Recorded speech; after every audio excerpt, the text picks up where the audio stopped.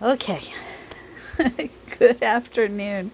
It's been a long day already, but it is about 12:30ish, and I wanted to show y'all the 40-pound box of boneless, skinless chicken breast that I got on Saturday. Saturday afternoon, I did a double stack in my 23-quart pressure canner, and this is the breast.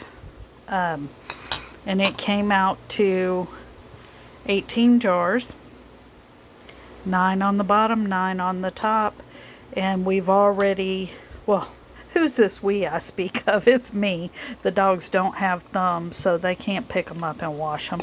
They're not allowed in the canning area anyway when I'm doing canning. So, but what I was going to show you is how it comes out in the jar when you're done, and that's a good broth because nothing is added in here. This is just pure raw packed chicken, and then it's cooked in the canner. It's pressure canned for, once your canner starts steaming, it steams, does the vent for the steam vent for 10 minutes, and then you turn it to medium heat and put your jiggler on your canner, which is this thing, okay? And when it gets to pressure, this is going to start jiggling and doing a little like side to side motion dance on the thing. And don't be shocked if you end up with corrosion or hard water deposits on this. You can clean it, and that's from your having hard water, okay? And the whole steaming out of the canner, because even though your vent has expressed the air, you put this on it, it's still an open system because this is going to jiggle to let out any excess steam when to keep the canner at a consistent pressure. Okay, so you'll get hard water on it if you have hard water. Just scrub this up and set it out to dry or towel dry it, whatever. But once that starts jiggling, if you're doing pints, it doesn't matter if you're using your small canner and doing 9 pints, or if you're doing the double stack and you're doing 18, you're going to set it for 75 minutes, which is an hour and 15 minutes. And then once it's done, you'll turn it off, turn your oven off, and let it cool down. Don't ever open the canner until it's cooled down. And then once it's cooled down completely, you can open it, but open the lid away from you. You don't want to open it towards you, because you will get a steam burn. So you open it away from you, let the steam out, and then move it out of your way, like set it over here or something. But on Saturday afternoon, evening, whatever, I did the first batch, and then I was tired. I'm gonna be honest with you, I was tired. So I left them to cool, and at that point the bands are still on them. Well, here, I'll just show you over here in the second batch. The bands are still on them right here like this. And so you can leave them sitting on a towel. I recommend like a cotton blend towel or a wooden cutting board, and set them down gently when you take them out of the canner with your jar puller. Set it down gently, walk away, let it cool down completely, and then you can come back and check, and you just go down the line and tap them. And if it sounds like that, that means they sealed. Okay, and then your second test to make sure they sealed is to lift by the lid. And if it holds the seal, because I'm holding this just by the lid, if the jar does not drop, it's sealed. If you pick it up like this and the jar drops and you're still standing there holding the lid, then you know that it didn't seal, and you need to go ahead and put that band back on it and put it in your refrigerator and eat it the next day. It will still be cooked because it went through the whole process. It's just not shelf stable if the lid does not seal. So this is the second batch I did yesterday, Sunday, and it's 18 jars again. Because remember, this was a 40-pound box, and my canner, the big canner, the 23 quart, that's big for me. It will hold 18 jars, pint jars, not quart jars, but pint jars. Anyway, it will hold that, and it will process that. So I did 18 the first day, 18 the second day. So when I did the Sundays, I was tired once again, so I let it cool overnight. So I'm getting ready to take all the rings off, and these will, once you've done the tap test, the lift test, then what you're going to do is you're going to fill, well, I don't really fill my sink because I don't like washing things in my sink with the plug in it, like setting things down in there and washing it. I don't like that. I have a plastic dish pan that fits into that, and the reason I do that is because a plumber told me one time, he said, you understand that a sink is not a closed circuit in plumbing, that it is open all the time. Even if you put your little plug in there and you've washed the sink out, that drain can still be contaminated. Okay, so he said that he always recommend for people who cook a lot and do a lot to use a plastic or a metal dish pan in their sink. So you go ahead and clean your sink when you're going to do your things, and but you have a clean dish pan to use as well sitting in there, because you can completely remove and sanitize that. But your sink drain, and I don't care how bad you scrub it, it's never going to be 100%, because when you remove that plug, gases and whatnot can come up out of the drain, and then you've just contaminated that area. And if you accidentally touch it and then you touch something else, you're transferring stuff. So when I wash these, I set a basin into my sink, and I use that to scrub up. I fill it part way with hot soapy water. Well, not boiling hot, but hot enough that it won't burn my hands. And I scrub them all down, and then I turn the water on, and I rinse mine under the faucet. I don't stick them into another bin with water. So yes, you might think it is water wasteful, but at the end of the day, my jars are going to be super clean and rinsed and then dried, so there's not going to be any double dip dirty in it. But also on that, when you're scrubbing these, you want to make sure, whether you use a Scrub Daddy, a sponge, or a dishcloth, you want to get you want to clean all these ridges. Now, don't put a lot of force on your seal, but you want to get up next to it and wash it. Okay. So these have not been washed yet. I'm getting ready to take care of all that now that my morning garden stuff is done. And like I said, you just take your rings off and get to washing. Now, I will tell you one thing funny. So this is on my stove top. These are all sitting on my cooktop, right? Well, there's a light above, and then there's my kitchen light. And I washed all these, and I kept picking them up, and I'm like, is that dirty? Is that dirty? And what it is that is a reflection in the glass. It is not dirty at all.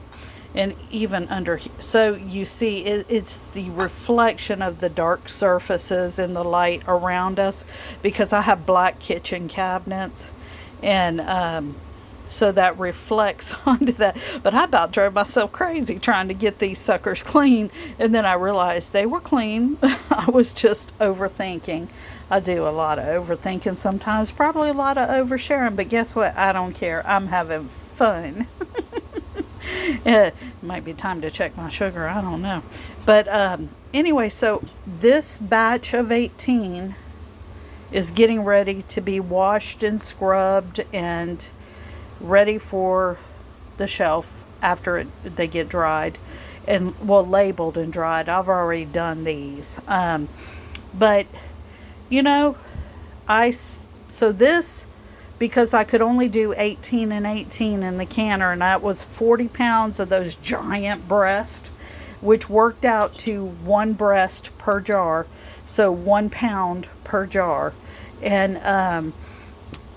that, you know, I feel like it was a really good deal, because 18 and 18 is what, 36 pounds, 36 jars, and I still have 4 of those large chicken breasts in the refrigerator that I'm going to slice and turn into chicken fajitas. Now that'll be chicken fajita meat for me, because my husband does not like breast meat, and if my daughter was here, she would eat some of it, but she's not coming down this week. She's going to come down when my doggo has her surgery on the 4th, and so I'll be cooking something different then. But like I said, this is, you know, so much. This is so much for a good deal, I thought. I really thought it was a good deal, because it was 40 pounds boneless, skinless chicken breast for $61 and I think 20 cents, and I think that works out to what, $1.53 or $1.51 a pound, and each jar is a pound. And you know, it's shelf stable, and I can make so many things with it, just like when I did the 40-pound box of chicken thighs. Now my husband and my daughter will love those, because that's their preference.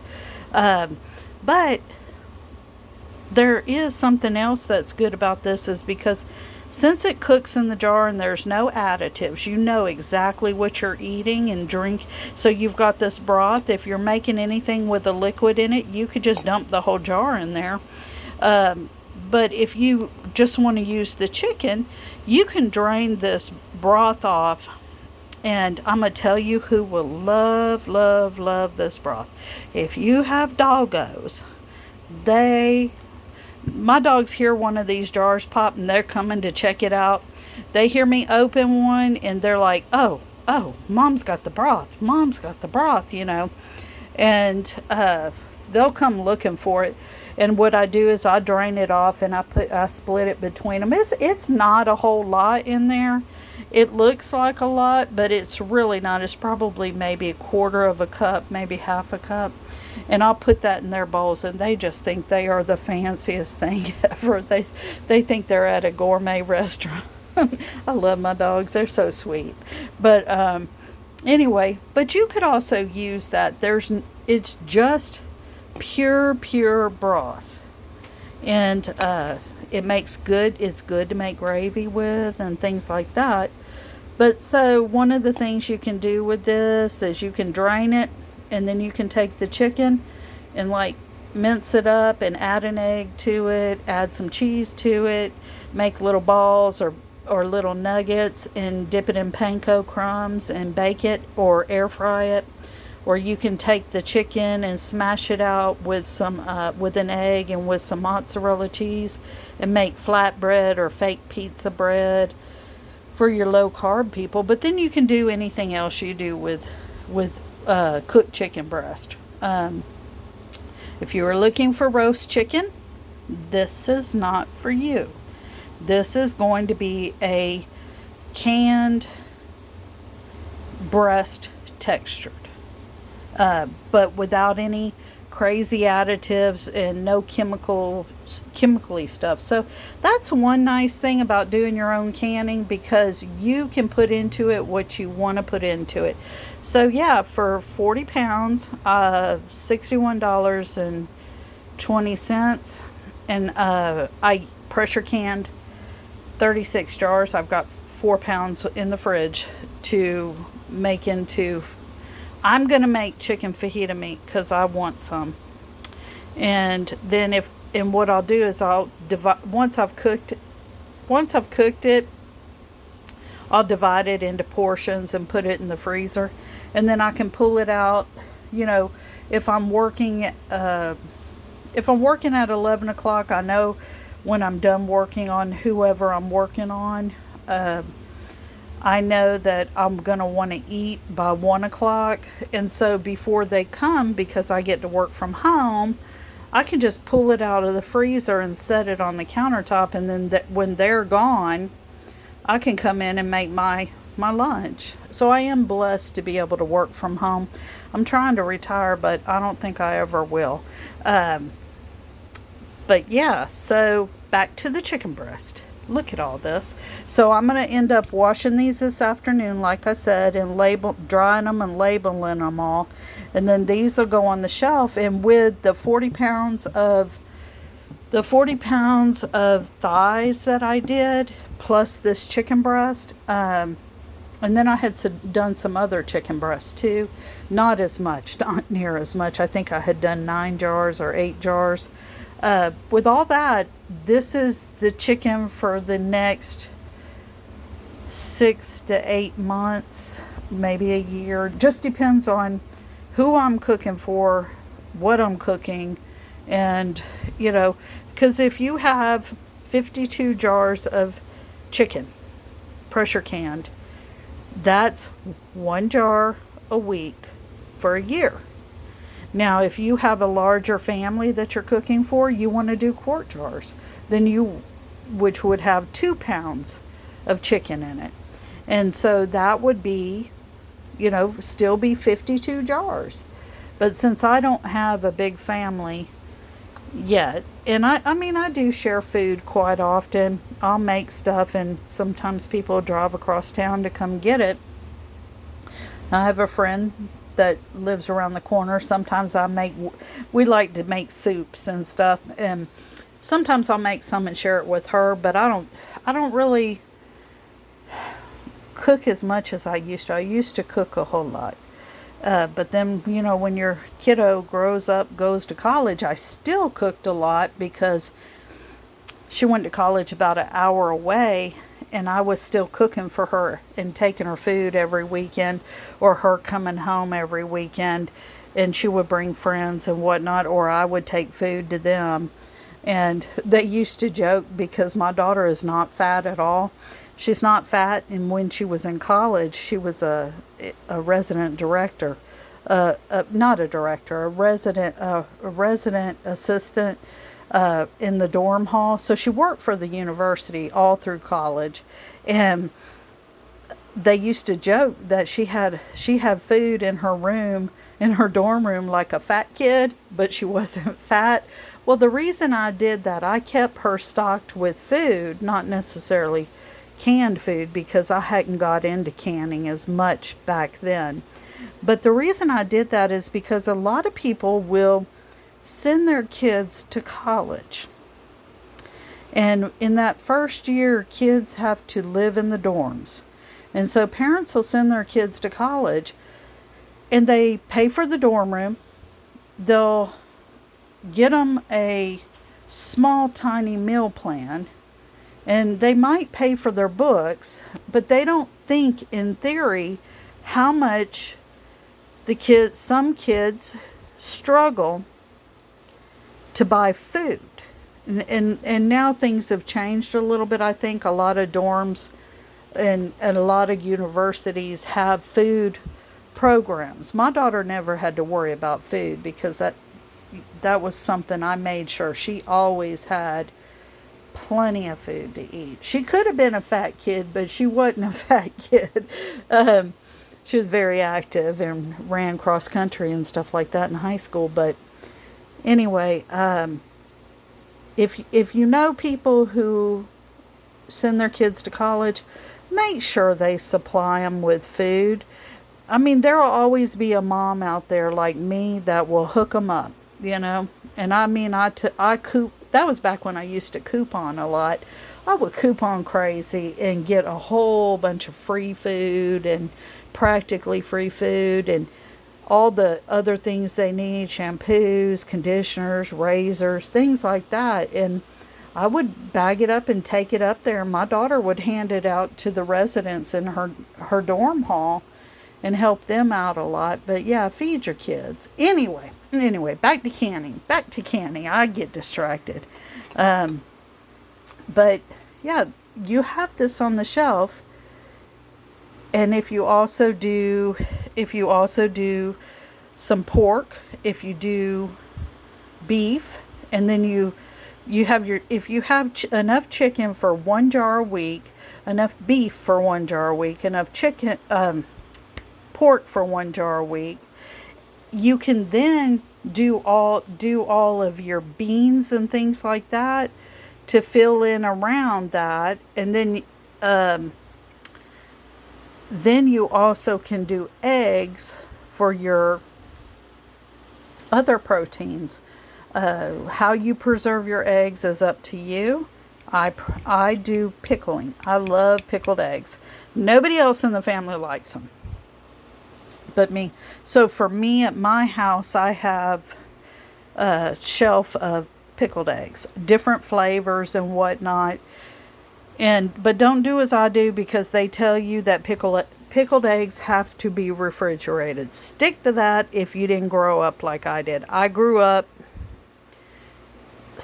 going with my daddy to the river bar and stopping at the ice house, and we would go in and he'd get some extra beer and cigarettes to take to the river bar that he hung out at with, because a Vietnam buddy of his owned the bar, and we kids would play out there and swim and do all kinds of dangerous stuff, I'm sure. But we would stop at the ice house, and it was a place that was a biker place, really, and you'd always see all these bikers there and everything. But I remember on the countertop there was this huge barrel of pink eggs, and so every time we went, I got a Coca-Cola and a pink egg, and what I was eating was pickled eggs that had been sitting in that pickle and brine on the counter all day probably. But so the way I pickle eggs is much safer than what I grew up eating. Nobody else in my family likes them. It was just something I tried that first time, and then from then on I always wanted one of them pickled eggs, and so as an adult I learned how to make them. Now, I always did the refrigerated ones until I watched a lady's video a few years back, and I'm like, I don't think those ones I ate as a kid were shelf stable. So if you're going to do pickled eggs, follow the guidelines, because it's not worth risking it. I just do it because it doesn't bother me. A lot of things don't bother me, So you get this many jars, you have them on your shelf, and you don't have to worry if your freezer goes out. You don't have to worry if your refrigerator goes out, because you've got it. You just whip out your little camp stove and you can make all kinds of food. If you have not, what I am going to talk about real quick is, if you have not purchased a pressure canner and you're interested in getting into canning, I'm going to go ahead and tell you, they're not going to get any cheaper. I've been keeping my eye on the prices on them. I have two. I have the 16 quart and the 23 quart Prestos. My daughter offered to get me one time the big fancy All-American.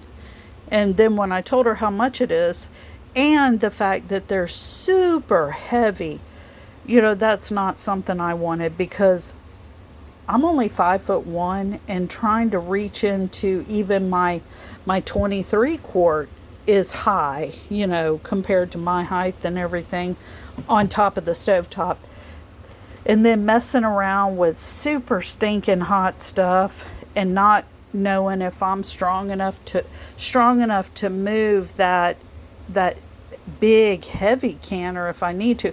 The 23 quart fully loaded with hot jars in an emergency, I can move it if I have to.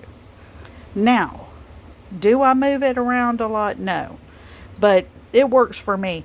So when you're looking at them, even if sorry, bad air quality day today, and you might notice in my videos today, any videos I post today, if I'm huffing and puffing, that means that it's poor air quality and my lungs are bothering me. That scar tissue in my lungs is just real fun. But anyway, if you're thinking about getting a canner, take into consideration, even if you can afford the big fancy one, and they are wonderful, I'm sure, totally wonderful. But think about realistically, what is easier for you to lift? What is easier for you to reach into, to put your jars in, take your jars out? Think about all those things when you're looking at them. But they're not going to get any cheaper. I've even looked on the Facebook Marketplace, and people are trying to sell old canners for new canner prices. They're trying to sell the doggone jars for new prices. And my thing is, I'm not going to buy a used jar for what I can go right over to Walmart and get a brand new jar for. You know what I mean? So think about getting a canner. If you're going to get one, I would recommend this, just my opinion. All of this is my opinion for entertainment and all that stuff. Not, make your own decisions. But if you're looking at wanting to get into this before any bad weather or what have you, or just for economic preparedness, getting things less expensive and putting it on the shelf for a later time, go ahead and get your canner if you can go ahead and swing it right now. Now, I know I talk like everybody's broke, and I do that intentionally because not everybody can do even what I do, and my daughter and my husband tell me all the time, you are not broke. You are not broke. Stop acting like you're poor. But because of the way I grew up, I'm very, very extremely frugal. And, if you can afford a pressure canner and you want to get into canning, I'd recommend go ahead and get it now, because just a couple of years ago, my 16 quart one, brand new, the first one I bought, I got for $65. It is now 90 something at Walmart. And the 23 quart one that I think I paid 90 something on sale back several years ago, it is now $120. So I foresee that just going up higher in price. So if you want to get into this, but you're not ready yet, but you have the money for your canner and your jars, go ahead and start getting them, collecting them, and then start looking at what deals you see for your different proteins, your different veggies, and also whatever you grew. If you grew things and you want to pressure can them, do it. But yeah, so I got off on a long tangent on that. I'm going to calm down. Anyway, I'm going to let y'all go. Think about pressure canning chicken breast, and, wash your jars, label them, put them on the shelf. Y'all have a great day. Bye.